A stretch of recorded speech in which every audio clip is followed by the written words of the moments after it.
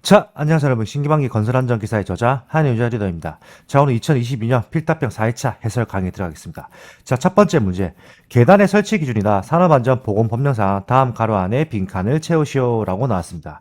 자, 사업주는 계단 및 계단참을 설치하는 경우 매 제곱미터당 몇 킬로그램 이상의 하중을 견딜 수 있는 강도를 가진 구조로 설치해야 하며 몇 킬로그램일까요? 자, 이거는 500kg 이상이고요.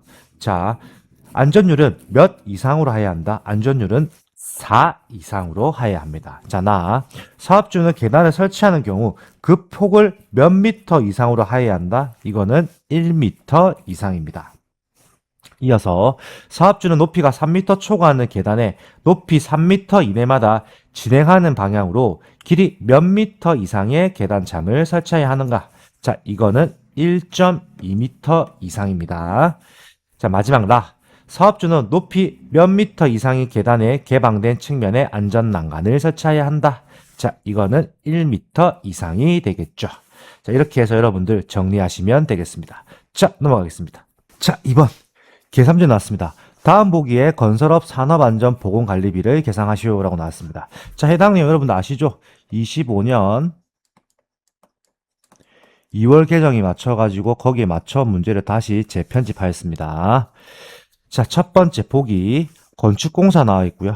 예정 가격 내역서상의 재료비는 210억, 그리고 직접 노무비는 190억, 발주자가 제공한 재료비는 90억이라고 나왔습니다. 자, 오른쪽에 표를 보시죠. 자, 표를 보시면 자, 첫 번째 건축공사가 나와 있죠. 그럼 건축공사 요율을 보시죠. 5억 미만 3.12%, 5억 이상 50억 미만 2.28%, 432만 5천 원이고요. 대상하기 50억 이상인 경우에는 2.37%입니다. 자, 보건관리자 선임 대상 건설공사의 적용비는 2.64%입니다. 자, 해당 표 여러분들 다 암기하셔야 합니다. 자, 그럼 바로 들어가 보시죠. 대상액이 50억 이상. 누가 봐도 50억 이상이죠. 왜? 바로 재료비만 보더라도 90억 되어 있죠. 자, 대상액이 50억 이상일 때는 자, 대상액은 뭐 있을까요? 재료비, 직접 노무비, 발주자 제공 재료비입니다. 그러면 재료비 210억, 직접 노무비 190억, 발주자 제공 노무비 90억 곱하기 비율이죠. 그럼 바로 들어가 보시죠. 210억 더하기 90억 더하기 190억 곱하기 그리고 여기서 0.0237이죠. 왜 0.0237일까? 자, 보시죠. 대상액이 50억 이상일 때는 2.37% 돼 있죠. 그러면 2.37이 100분율로 하면 하나, 둘, 뒤로 두 번 더 가야겠네요. 0.0237이 되는 거겠죠. 그렇기 때문에 0.0237이 들어가는 거고요. 그대로 계산하시면 11억 6,130만 원이 나오게 되어 있습니다. 자, 이어서 자, 두 가지 방식 있죠. 마찬가지입니다. 대상액 재료비 더하기 직접 노무비 곱하기 비율 곱하기 1.2가 들어갑니다. 자, 그럼 우리가 바로 들어가죠. 자, 재료비 얼마죠? 재료비 210억이네요. 여기 210억.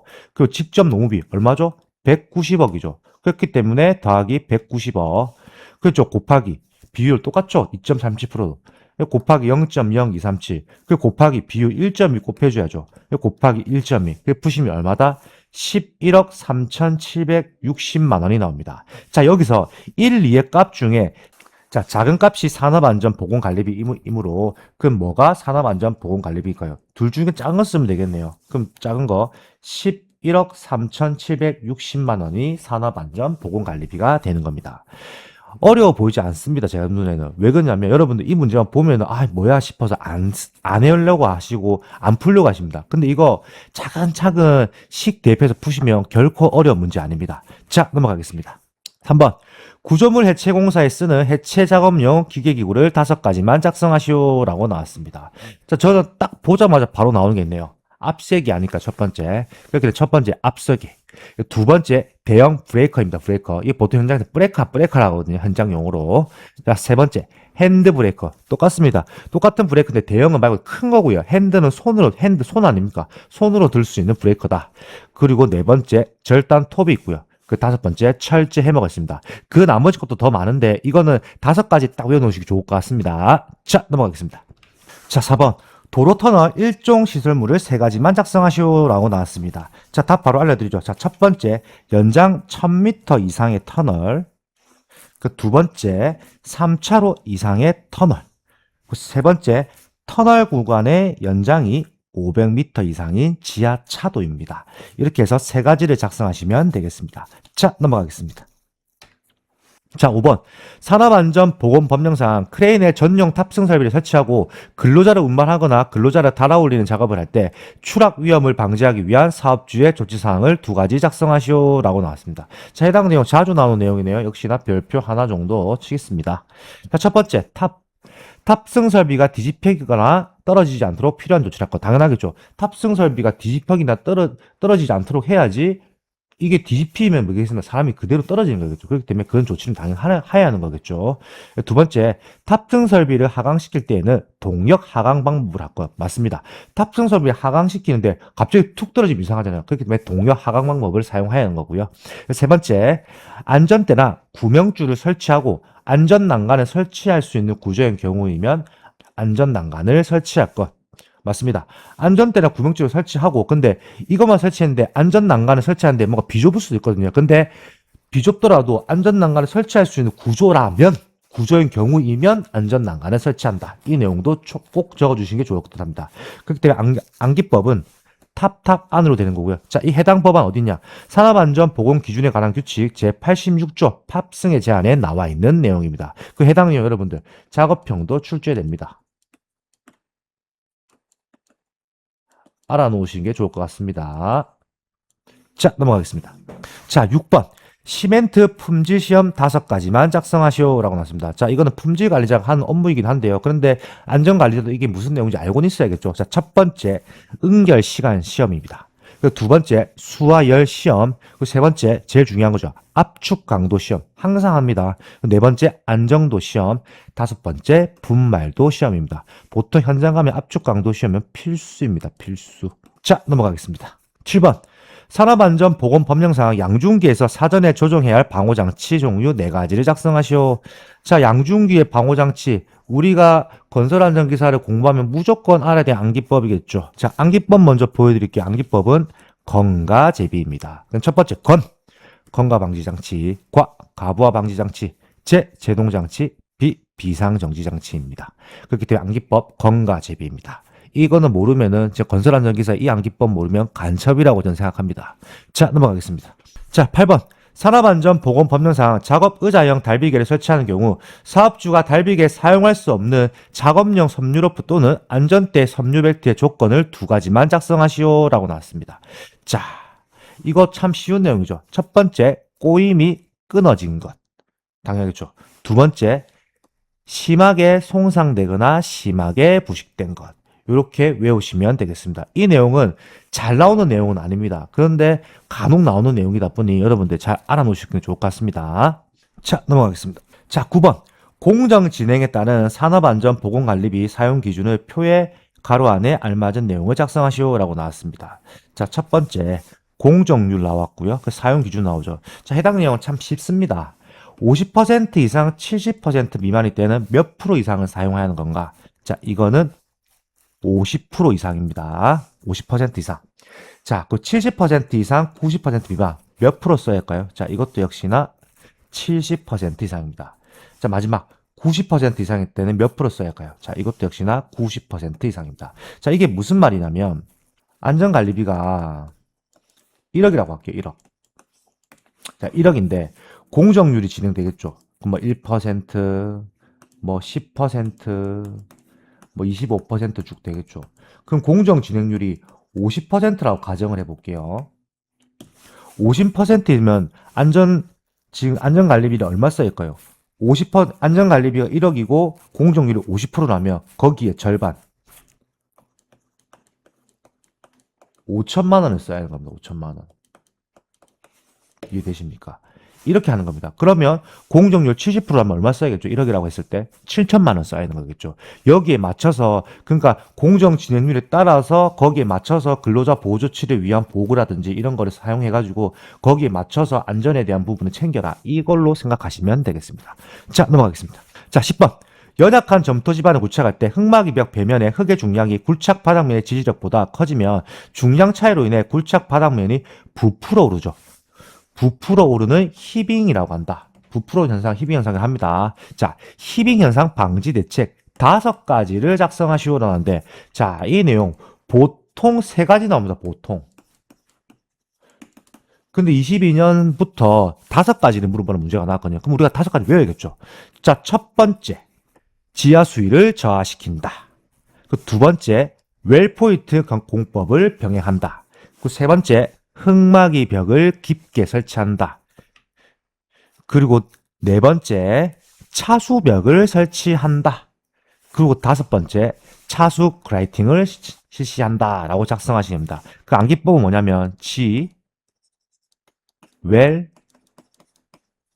흙, 차차입니다. 지헬, 흙, 차차. 질, 웰, 흙, 차차. 여러분들, 히빙이랑 비슷한 게 또 보일링이 있습니다. 보일링과 히빙의 차이가 틀리거든요. 비슷해 보이지만 실제로는 틀립니다. 그 차이를 아셔야 하고, 자, 히빙 현상 방지 대책과 보일링 현상 방지 대책은 틀립니다. 근데 교재에 보시면은 연달아서 집필해 놨기 때문에, 비슷한 문제 보면 바로 알 수 있습니다. 꼭, 제가 말씀드리는 게, 제가 꼭 부탁드리는 게 히빙 말고도 보일링 방지 대책도 잘 구별해 놓으셔야 합니다. 자, 넘어가겠습니다. 자, 12번. 산업안전보건법령상 공사형 가설도를 설치하는 경우 사업주의 준수사항 2가지만 작성하시오라고 나왔습니다. 자, 해당 내용도 역시나 자주 나오죠. 별표 2개. 자, 첫 번째. 도로는 장비와 차량이 안전하게 운행할 수 있도록 견고하게 설치할 것 당연하겠죠. 가설도로이기 때문에. 자, 두 번째. 도로와 작업장에 접하여 있을 경우에는 울타리 등을 설치할 것 당연하겠죠. 도로하고 작업장에 접하여 좀 뭔가 붙어 있는데 울타리를 설치해가지고 뭔가 가설도로라는 걸 표시를 해줘야겠죠. 세 번째, 도로는 배수를 위하여 경사지게 설치하거나 배수시설을 설치할 것 당연합니다. 배수를 하기 위해서 물이 빠져야겠죠. 물이 빠지는데 이거를 반대로, 여기 도로라고 할게요. 도로인데 이 도로를 반대로 이렇게 위로 설치해보면 물이 안 빠지겠죠. 근데 이거를 아래쪽으로 설치를 하면 그럼 여기 밑으로 해서 배수가 되는 거겠죠. 그러니까 도로를 위로 설치한 게 아니고 아래로 설치를 해가지고 물이 빠질 수 있게 해라는 겁니다. 그렇게 경사지게 설치해서 배수시설을 설치한다 이 말입니다. 그럼 마지막 네 번째, 차량에 속도 제한 표지를 부착할 것 당연하죠.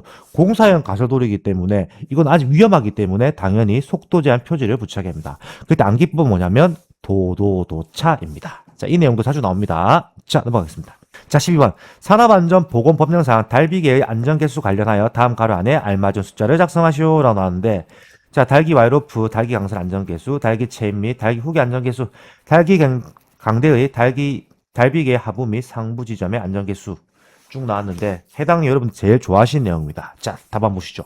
법규가 폐지됐습니다. 이게 내용이 이제 안 나옵니다. 자, 넘어가겠습니다. 자, 13번.